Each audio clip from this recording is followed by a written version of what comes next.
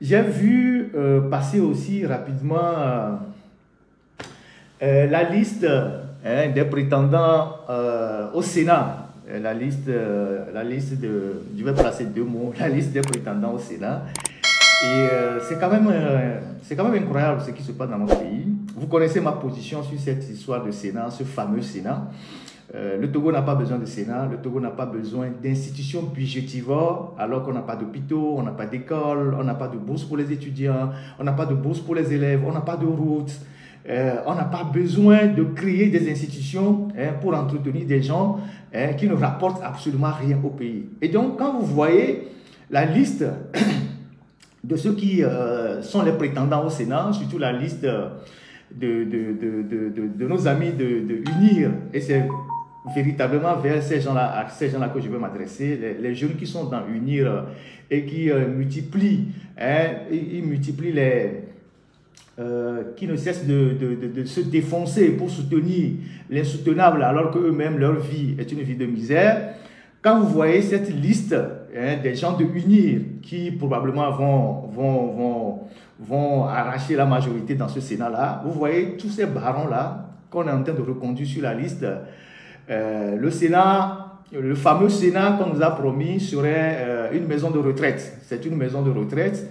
Les Togolais vont dépenser de l'argent pour entretenir des gens qui sont dans un EHPAD, une maison de retraite tranquillement, pendant que vous avez des jeunes qui sont sortis des universités, des écoles de formation, qui sont au chômage depuis des années, condamnés à faire du zémidian, à ne rien avoir. Alors, vous avez sur cette liste-là, vous avez vu Barry Moussa Barké. Je vais les prendre un à un. Barry Moussa Barké. Barry Moussa Barké, c'est le plus grand voleur de la République. Je pèse très bien mes mots. C'est pas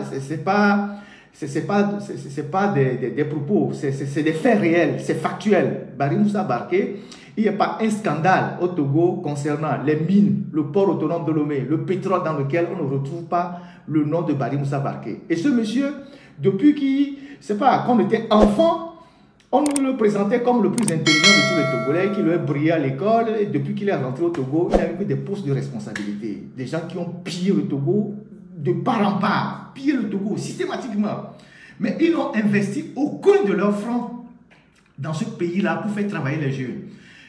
Quand vous allez dans la région des Savanes, Barry Moussa Barké n'a pas créé une usine, il n'a pas créé une industrie, il n'a rien créé pour que les jeunes travaillent là-bas. À Lomé, il n'a rien créé.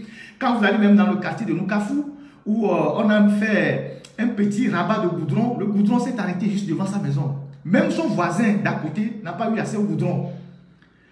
Quand on a mis le goudron dans le corner de Barké, le goudron s'est arrêté juste devant sa maison. Même son voisin qui est à côté n'a pas bénéficié le goudron. Et lui, il était ministre depuis des années. Aujourd'hui, il est chancelier. Il aurait pu convaincre, je ne sais pas, les décideurs de goudronner toute sa rue pour que tous ceux qui sont dans sa rue puissent bénéficier au moins du goudron et mettre l'électricité. Zéro. Quand vous allez à Noukafou, avant de voir l'agence Togocel, c'est sa maison qui est à côté. Vous rentrez là. Le goudron s'arrête juste devant sa maison.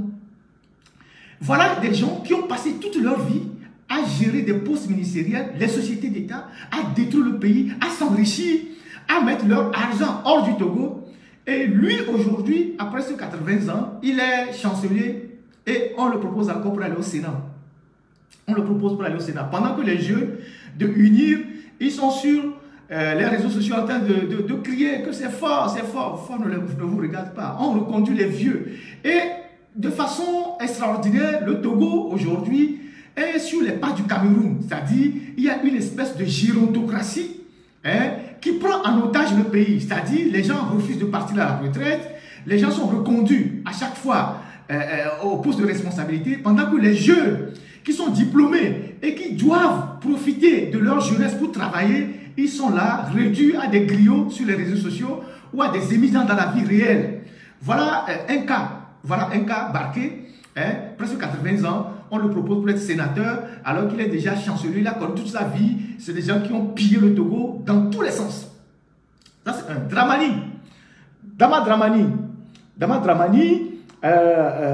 était déjà préfet. Dama Dramani était déjà préfet dans les années 76 ou 75 à Mango. les gens de Mango qui me suivent là, qui ont un certain âge, ils savent que Drama Dramani était déjà préfet à Mango. Il était déjà préfet dans les années 76 ou 75, c'est-à-dire déjà 45 ans déjà. Après, il était ministre, protocole, tout. C'est dans les années 2000, avant qu'il y ait des beurre, ces chez lui ont dit qu'il y avait de l'argent dans les puisards, ça a créé des rumeurs à Lomé et tout ça. Et ces gens-là, on ne sait pas de quoi ils ont encore besoin. Il était président de l'Assemblée nationale et tout. Et lui, on le propose encore pour être au Sénat. Alors qu'il y a des jeunes même d'Unir. Je parle aux gens d'Unir. Il y a des jeunes d'Unir. Il y a des jeunes d'Unir qui se défoncent pour soutenir fort. Donc, Drama Dramani, qui a eu tous les postes dans la vie, on le prend pour devenir encore un sénateur. Comme si les jeunes qui sont d'Unir, les gens de 50 ans, les gens de 60 ans, les gens de 40 ans qui sont dans l'UNIR, eux, ils ne peuvent pas avoir des postes de responsabilité. Donc, Drama Dramani, il est sur la liste. Vous avez Bitoko Tipou Yaninim. Vous connaissez Bitoko Tipou Yaninim? Vous connaissez Bitoko Tipou Yaninim? Bitoko Tipou Yaninim, c'est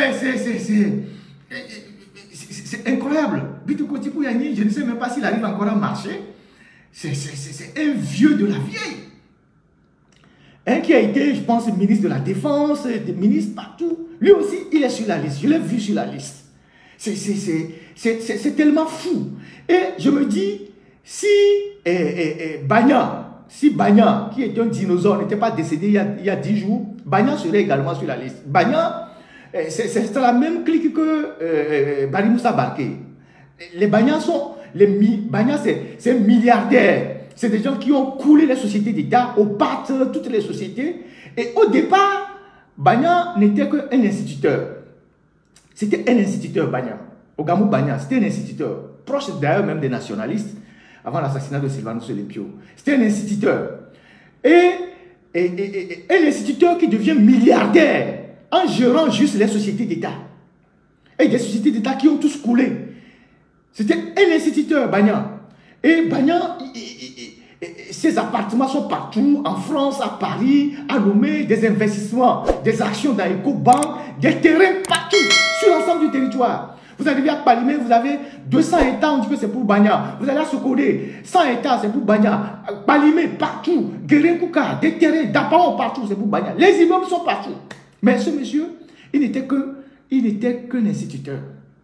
C'est des gens qui se sont servis largement dans les caisses de l'État en coulant le pays. Aujourd'hui, il est décédé, avant même qu'il ne décède. Ses enfants sont en train de se bagarrer pour l'héritage. L'héritage, c'est-à-dire l'héritage frauduleux, ce qu'ils ont, leur papa a pris dans les caisses de l'État togolais. Ses enfants sont en train de se bagarrer. Et il reste seulement qu'ils vont se faire, ils vont se tuer. Les gens sont allés au tribunal. Les gens ont contesté même la paternité même d'autres frères à eux. Ils ont fait des tests ADN. Ça a abouti à des crises dans la famille. On a pris des soins transmis à certains. Et aujourd'hui, la maison de Bagna est scellée. Pendant qu'il est à la morgue, la maison de Bagna est scellée actuellement. Et c'est les militaires qui gardent la maison. Et si on ne fait pas attention, c'est le gouvernement qui va l'enterrer parce que les enfants sont en train de se bagarrer, pas possible. Les enfants sont en train de se bagarrer, pas possible. Et les Bagnans, ils ont encore des actions partout. À l'aéroport, partout. Parce que sa fille, Bamundi, qui faisait dans le spectacle, elle a une société aussi qui est à l'aéroport, qui gère les hôtesses à l'aéroport. Donc, c'est des gens qui ont pillé le Togo sans aucun ménagement. Aujourd'hui, leurs enfants sont en train de se bagarrer. Il y a une qui a marié un colonel, son mari aussi intervient dans la bagarre. Donc, ça se passe comme ça. Et voilà le Togo. Et s'il était là, il serait aussi candidat au Sénat. Vous voyez? Alors, je vous parle, sa maison est sous-scellée par l'armée. On a scellé la maison, c'est les militaires qui gardent la maison. Et les enfants sont en train de se bagarrer. Et je suis sûr que le jour de l'enterrement, si on ne fait pas attention, ça va être des coups de poing de partout. Parce qu'il y a tellement d'immeubles, il y a tellement des appartements en France, il y a des terrains au Togo sur l'ensemble du territoire. Mais c'est quelqu'un qui a commencé comme enseignant, instituteur dans une école à Tchitchao à l'époque. Mais il est devenu multimilliardaire en gérant seulement les biens de l'État togolais.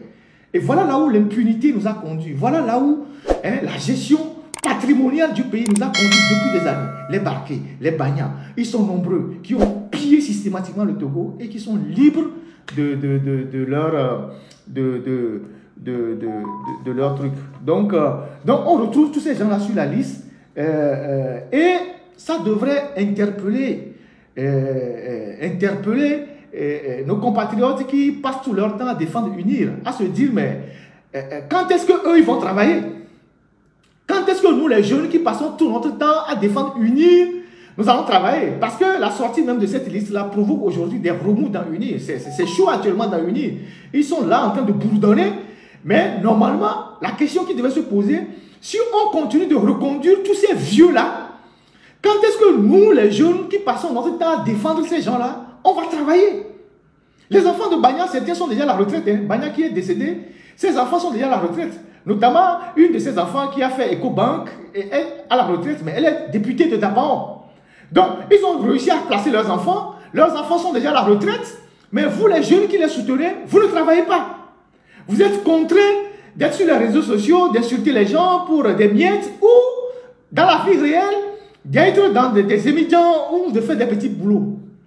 Donc, la liste qui est sortie là doit quand même vous faire tic dans la tête en se disant, mais quand est-ce que nous, Faure Gnassingbé est arrivé au pouvoir très jeune, il est arrivé au pouvoir très jeune et les gens naïvement disaient que non, il va laisser la place aux jeunes, mais aujourd'hui, on voit bien que ce sont les dinosaures qu'il reconduit à chaque fois, et qu'entre lui et ces gens, ce n'est que la mort, la sélection naturelle qui va séparer les gens des postes qu'ils occupent à ce jour. Donc, le Togo n'a pas besoin d'une maison de retraite, on n'a pas besoin de Sénat, on n'a besoin de rien du tout. On n'a pas besoin de Sénat, c'est une institution de plus qui ne servira absolument à rien pour le pays. Pendant qu'on a besoin de routes, on a besoin d'écoles, on a besoin de bourses pour les étudiants, on a besoin d'avoir des moyens pour permettre aux gens qui sont malades de faire de la dialyse.